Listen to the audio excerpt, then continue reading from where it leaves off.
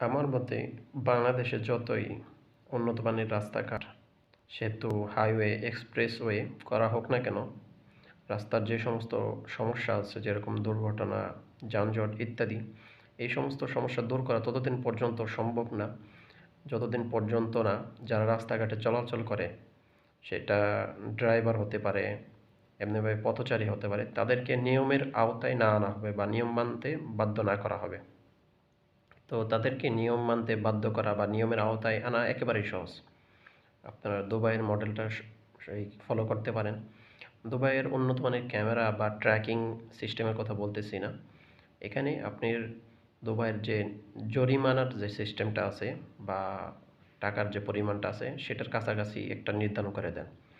মানুষ দুবাইয়ের জরিমানার অবস্থা কীরকম, যে আপনি যদি একটি সিগন্যাল ভাঙেন, সেটা পথচারী হলেও পুলিশ আপনাকে করবে, জবাবের আওতায় আনবে। এমনিভাবে যদি আপনি গাড়ি চালক অবস্থায় একটা সিগন্যাল ভাঙেন, কোনো কোনো জায়গায় 400 দিরহাম, 500 দিরহাম, 600 দিরহাম অর্থাৎ 15 থেকে 20,000 টাকা পর্যন্ত আপনার জরিমানা হতে পারে। তো এরকম একটা জরিমানা খাইলে আপনি আগামী 2-3 বছর পর্যন্ত মনে রাখবেন। হ্যাঁ, এরকম একটা জরিমানাই যথেষ্ট 10 জনকে ভালো করার জন্য।